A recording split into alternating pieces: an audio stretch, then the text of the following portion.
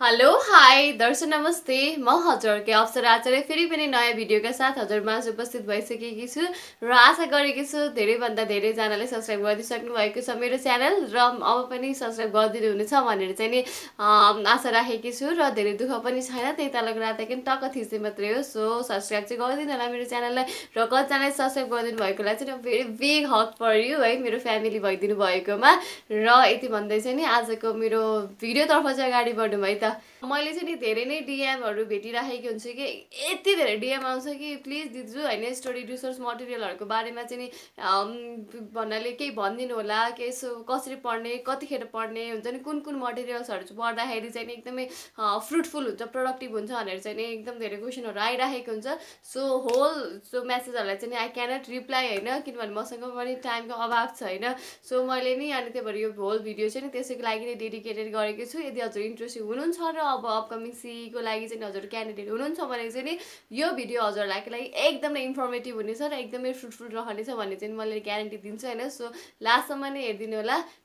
C entrance examination that means होइन common entrance examination भनेको चाहिँ हामीहरू सबैको लागि चाहिँ नयाँ हो यो अहिलेसम्म भएको थिएन नेपालमा अहिले नै अब हुन लागिरहेको छ है त्यो पनि अबसम्म चाहिँ नि भइसकेको छैन किनभने यो कोरोना पेन्डेमिकले गर्दाखेरि चाहिँ नि इट्स अल डिलेइङ के कति हरेक कुरा नै डिले भइराखेको छ त्यसमा सिई पनि परिराखेको छ होइन सो कतिजना स्टुडेन्ट्सहरू हुनुहुन्थ्यो होला पहिलेदेखि नै अब 1 वर्ष लस गर्ने 2 इयर्स लस गर्नेहरूको लागि चाहिँ धेरै नै अब इट्स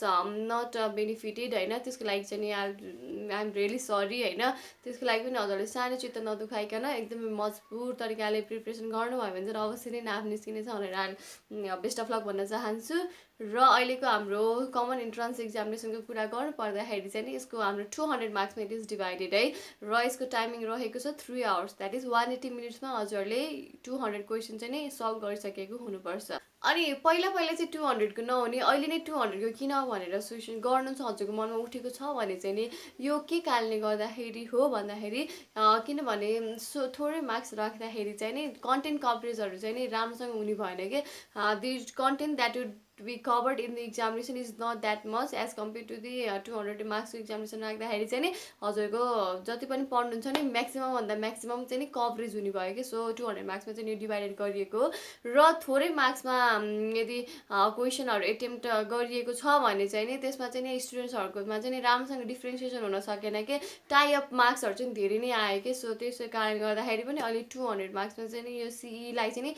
डिभाइडेड गरिएको छ ताकि इच एन्ड एभ्री क्यान्डिडेट को चाहिँ राम्रोसँग डिफ्रेन्सिएसन होस् भनेर है सो हजुरहरूको लागि नै यो फाइदाको विषय हो 200 मार्क्समा डिभाइड हुँदाखेरि चाहिँ सो हजुर चाहिँ यसमा चाहिँ नि आत्तिनु पर्दैन है त र अहिले दिने हाम्रो 200 मार्क्सको क्वेसनहरू पनि each question is a single best response question with 4 given options के हजुरले एउटा क्वेसन मध्ये चाहिँ नि सबैभन्दा राम्रो अप्सन कुन हो भनेर चाहिँ छान्ने नै यो अहिलेको एमसिक्यूको प्याटर्न रहेको छ जुन चाहिँ नि पहिलेदेखि नै चलिआएको हो 4 अप्सन मध्ये चाहिँ नि हजुरले कुन चाहिँ नै बेस्ट हो भनेर चाहिँ छान्नुपर्ने छ है त यो 200 मार्क्सको क्वेसनमा र यो हजुरको टाइमिङ रहेको छ 3 आवर्स है 3 आवर्सलाई यदि हजुरले मिनट्समा कन्भर्ट गर्नु छ भने इट विल बी 180 मिनट्स होइन र हाम्रो क्वेसन कति छ 200 क्वेसन्स है र डिभाइड गर्दाखेरि 1 मिनट पनि हजुरले एउटा क्वेसनलाई चाहिँ पाउनु हुँदैन छैन कि सो हजुरले टाइमिङ म्यानेजमेन्टमा पनि एकदमै ध्यान हुनु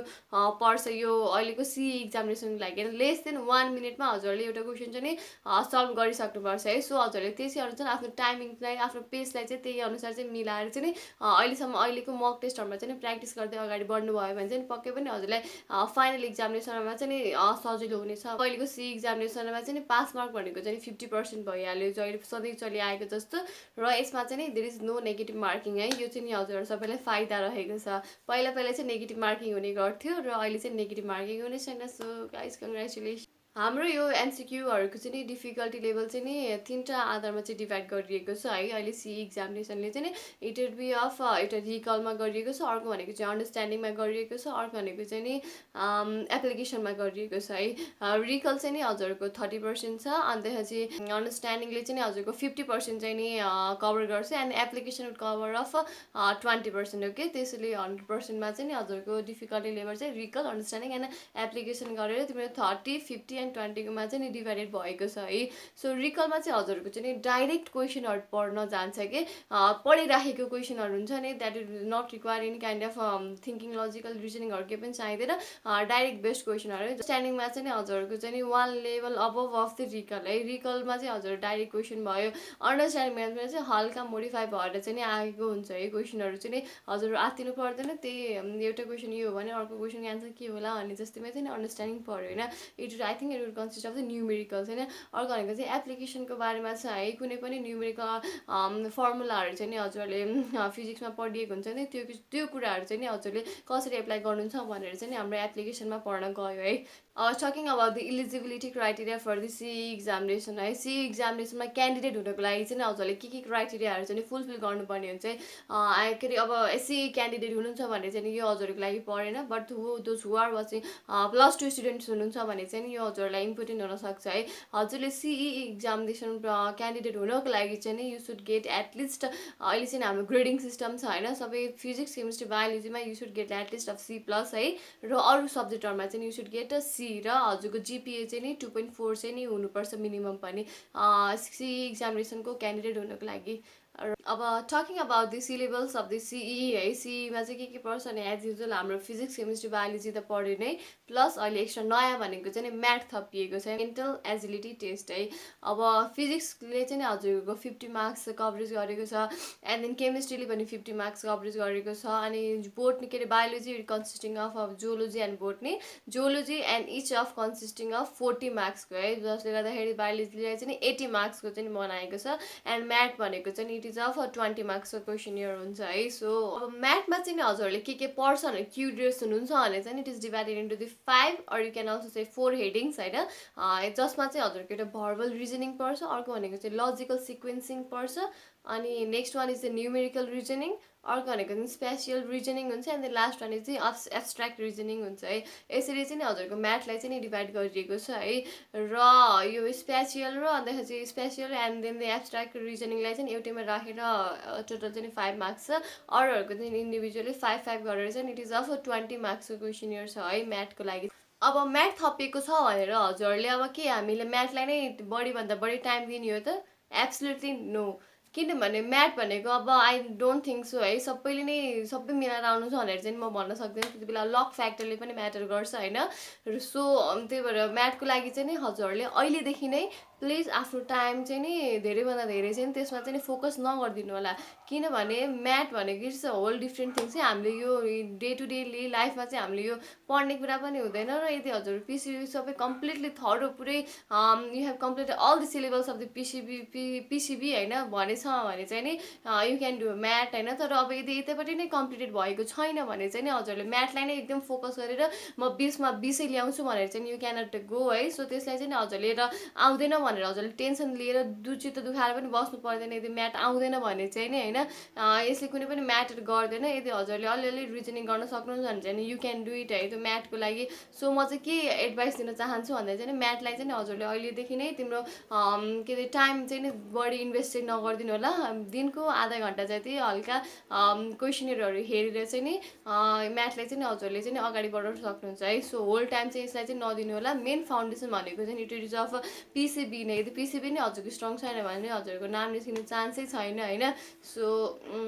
म्याथलाई चाहिँ त्यति टाइम नदिनु र पिसिबीमा चाहिँ नि please focus on PCB okay. Physics chemistry बायोलोजीमा चाहिँ कुन कुन इम्पोर्टेन्ट टपिकहरू छ भनेर यदि हजुर इन्ट्रेस्ट हुनुहुन्छ भने चाहिँ नि please you should download the सिईको सिलेबस होइन त्यो चाहिँ नि त्यहाँ चाहिँ हजुरहरूको सबै मार्क्स डिभिजनदेखि लिएर सबै कुरा छ र हाम्रो यो फिजिक्सको सिलेबस भयो and this is about the केमिस्ट्रीको सिलेबस र यो भनेको चाहिँ हाम्रो बोटनी एन्ड दिस अफ जियोलोजीको सिलेबस चाहिँ नि हजुरले यो स्क्रिनसटमा पनि देख्न सक्नुहुन्छ र हजुरले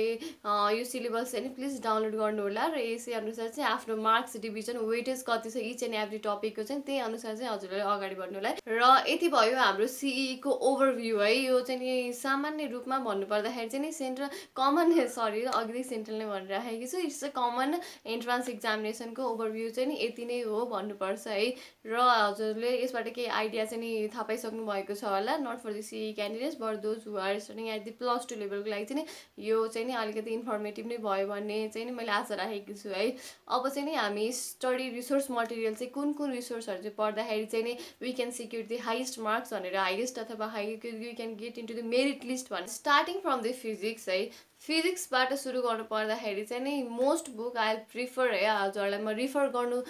चाहन्छु एउटा चाहिँ नि नेमको मोड्युल है। नेमको module you should practice from होइन त्यो सुरुको टपिकदेखि लास्टसम्मको हजुरको thoroughly each and every line यदि हजुरले पढ्नु भएको छ, each and every question with reasoning गर्नुले हजुरले एमसिक्यू गर्नुभएको छ भने चाहिँ नि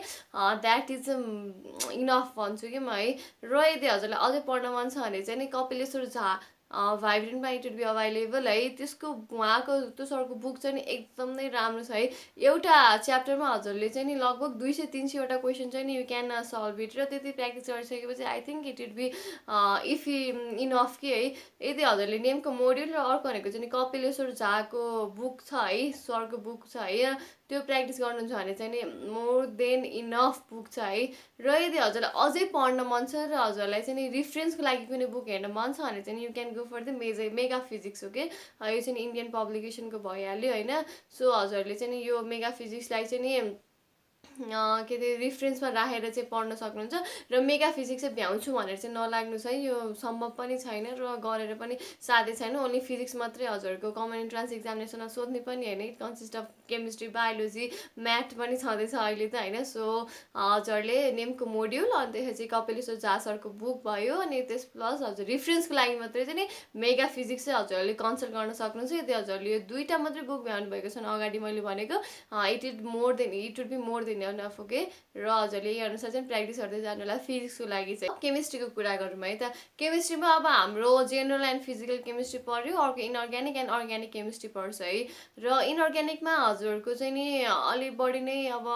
के अरे याद गर्ने कुराहरू पनि धेरै हुन्छ इनअर्ग्यानिक केमिस्ट्रीमा होइन। अर्ग्यानिक केमिस्ट्री भनेको सबै हजुरको अन्डरस्ट्यान्डिङमै भर पर्छ अर्ग्यानिक केमिस्ट्री भनेको चाहिँ है। सो हजुरले जति प्र्याक्टिस गर्नुभयो अर्ग्यानिक केमिस्ट्री त्यति नै सजिलो र त्यति नै हजुरलाई पछि फाइनल इक्जामिनेसनमा क्वेसन सल्भ गर्न पनि सजिलो हुन्छ कि। सो हजुरले यसको लागि चाहिँ नि हजुरले लट्स अफ ट्युटोरियल हजुरले भेट्न सक्नुहुन्छ अर्ग्यानिक केमिस्ट्रीको बुझ्नको लागि है। हजुर नेमको सरहरूले पनि कति धेरै क्वेसन भिडियोजहरू बनाएर पनि राख्नु भएको छ, you can go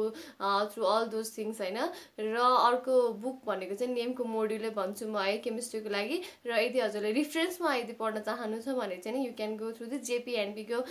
पब्लिकेसनको chemistry book चाहिँ नि हजुरले चाहिँ नि रिफरेन्समा चाहिँ राखेर पढ्न सक्नुहुन्छ है। जेपीएनपी नै पुरै भ्याउँछु भनेर यो पनि नलाग्नु होला, किनभने त्यो भ्याउन पनि सकिँदैन। र यदि कसरी भ्याउँछु भनेर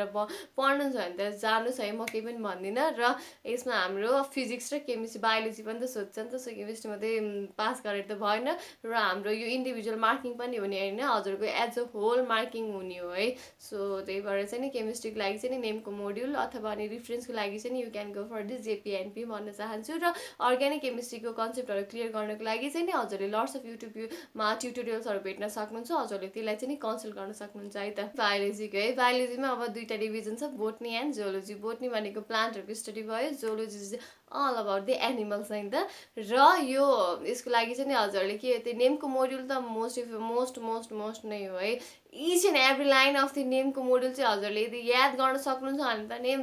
भेरी गुड है, एकदमै राम्रो हो। बायोलोजी भनेको अब यसमा खास बुझ्नुपर्ने कुराहरू पनि हुन्छ, तर यदि हजुरले धेरैभन्दा धेरै रिक्याप्चुलेट गर्न सक्नु भन्छ भने त्यो एकदमै राम्रो है। धेरै यादै गर्नुपर्ने कुराहरू धेरै हुन्छ बायोलोजीमा चाहिँ है। र बायोलोजी नै फेरि पढ्न पनि एकदम इन्ट्रेस्टिङ पनि हुन्छ र पढ्न सजिलो पनि बायोलोजी नै लाग्छ है। मलाई चाहिँ पर्सनली त्यो लाग्छ। अब हजुरलाई के लाग्छ आई डोन्ट नो है, कमेन्ट सेक्सनमा लेखिदिनु होला कुन टपिक चाहिँ कुन सब्जेक्ट चाहिँ हजुरलाई अलिक बढी इन्ट्रेस्टिङ लाग्छ पढ्नको लागि। र त्यसै अनुसार चाहिँ नि हजुरले आफ्नो प्रिपरेसन अगाडि बढाउनु भयो भने चाहिँ नि धेरै राम्रो हुनेछ। र बायोलोजीको बुकको लागि चाहिँ वान नेमको मोड्युल भइहाल्यो, प्लस हजुरले रिफरेन्सको लागि हेर्नु छ भने चाहिँ नि जिआरबी बुक चाहिँ नि हेर्न सक्नुहुन्छ है। यो पनि इन्डियन बुकै हो र धेरै नआत्तिनु होला। यति बुकहरू चाहिँ नि हजुरले कम्प्लिट गर्न सक्नुहुन्छ भने चाहिँ नि धेरै राम्रो। र अर्को लास्ट इम्पोर्टेन्ट छुट्याउनै नहुने भनेको चाहिँ नि हजुरले पास्ट क्वेसन्सहरू है। पास्ट क्वेसन हजुरले चाहिँ नि मजाले नै पानी नै पार्नुपर्ने हुन्छ र सबै नै अब रट्टा हान्ने पनि हुन्छ, घोकी पनि हुन्छ, बुझेर पढे पनि हुन्छ। तर पास्ट क्वेसन चाहिँ नि एटलिस्ट 3 or 4 टाइम्स चाहिँ हजुरले गरिदिनु होला। कहाँबाट के क्वेसन सोधेको छ, कुन इयरमा सोधेको छ, सबै थाहा नहुन्जेलसम्म चाहिँ नि हुन्छ नि त्यति इम्पोर्टेन्ट छ कि पास्ट क्वेसन चाहिँ। पास्ट क्वेसन चाहिँ नि प्लिज पढिदिनु होला। र अहिले बुकहरू पनि धेरै अभाइलेबल नै छ है मार्केटमा, सो हजुरले त्यहाँबाट पनि भेट्न सक्नुहुन्छ होइन। समीक्षा पब्लिकेसन भयो, निर्माणा पब्लिकेसनहरूको भयो है। सो कम्प्लिट सल्युसन भनेर अभाइलेबल छ होला, त्यो चाहिँ हजुरले प्लिज रिफर गर्नु होला। Past question is must and you should do है। पास्ट क्वेसन चाहिँ त्यति नै भन्छु, यति नै। र हामी भिडियोको अन्तिमसम्म पनि आइसकेका छौँ र यदि हजुरलाई यो भिडियो यदि इन्फर्मेटिभ लागेको छ भने चाहिँ नि प्लिज यो भिडियोलाई चाहिँ सकेसम्म सेयर गरिदिनु होला आफ्नो र आफ्नो भाइ बहिनीहरू जो पनि +2 मा हुनुहुन्छ र MBBS एस्पिरेन्टहरू हुनुहुन्छ उहाँहरूलाई पनि यो भिडियो देखाइदिनु होला। पक्कै पनि उहाँहरूलाई चाहिँ यो भिडियो हेल्पफुल हुनेछ भन्ने आशा राखेकी छु।